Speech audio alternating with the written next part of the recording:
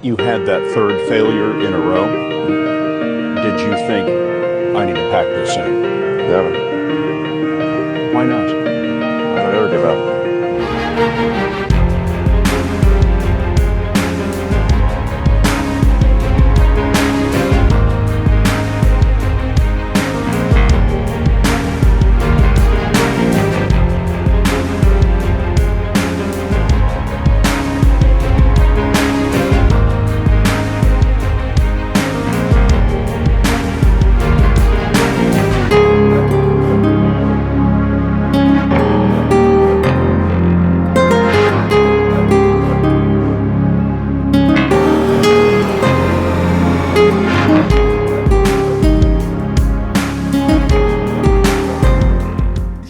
Feel comfortable. You should be happy and dissatisfied.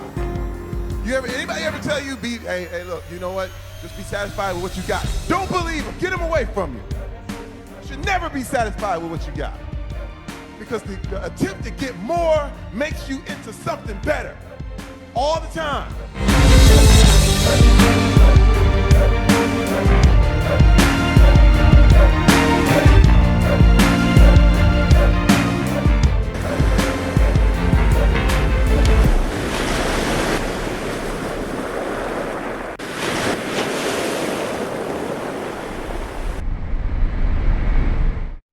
Sometimes you can try so hard at something. Sometimes you can be so prepared and still fail. And with every time you fail, it's painful. It causes sadness. And especially as I saw last night, it causes disappointment.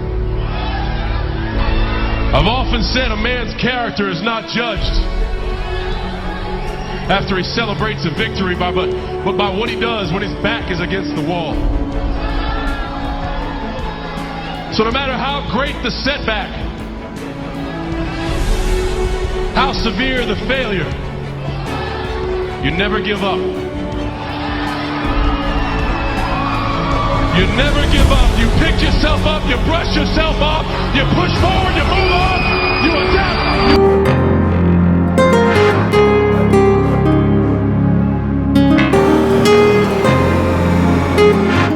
Your job is to try to be the best basketball player you can be. To do that, you have to practice, you have to train. You want to train as much as you can, as often as you can. So if you get up at 10 in the morning, train at 12, train for 2 hours, 12 to 2, you have to let your body recover and start training again at 6. Train from 6 to 8, and now you go home, you shower, you eat dinner, you go to bed, you wake up, you do it again, right? Those are 2 sessions. Right now, imagine you wake up at 3, you train at 4, go 4 to 6, come home, breakfast, relax. Now you're back at it again, 9 to 11, relax, and now all of a sudden you're back at it again, 2 to 4, now you're back at it again, 7 to 9. Look how much more training I have done by simply starting at 4, right? So now you do that, and as the years go on, the separation that you have with your competitors and just grows larger and larger and larger and larger and larger, and by year 5 or 6, they're never going to catch up because they're 5 years behind. Right? So it makes sense to get up and start your day early because you can get more movement.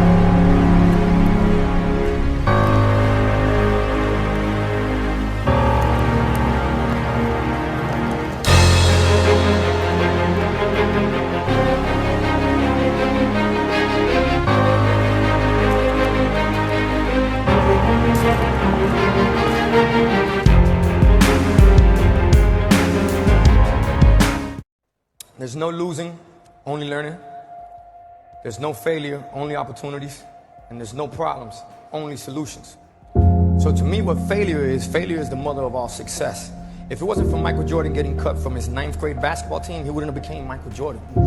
You know, if it wasn't for, I seen an article the other day where they were talking about Oprah Winfrey and how she got fired because she wasn't good for television. You know, you got people like Walt Disney who got fired, if I'm not mistaken, from a newspaper saying he had no imagination. These are the same people that I got to deal with. Tell me what's not a hit record. You know, that all they can do is learn and come back bigger, better, stronger, because all it's going to do is lead you in the right direction. See, if you're always winning, then you don't really understand what it is to win. You got to take those losses. You got to take those hits. There's got to be the valleys, the peaks, the ups, the downs. In order for you to, when it does happen, you go, wow. this is what it's all about. But I always feel like if I put my mind to something and I really do the work, I can accomplish something. My primary business is based on a lot of failure and success, right? But it's never for lack of effort. And as long as I do everything I can to do my best, then I feel pretty darn good about the effort. And sometimes I win and succeed, and sometimes I don't. But I always felt like if I didn't do everything I could to prepare, then that's when I had regret. And that's when I felt disappointed in myself. But you know, we are blessed to be able to have a fresh start every day. You know, you just got to be able to kind of have confidence in yourself and belief in yourself, surrounding yourself with good people.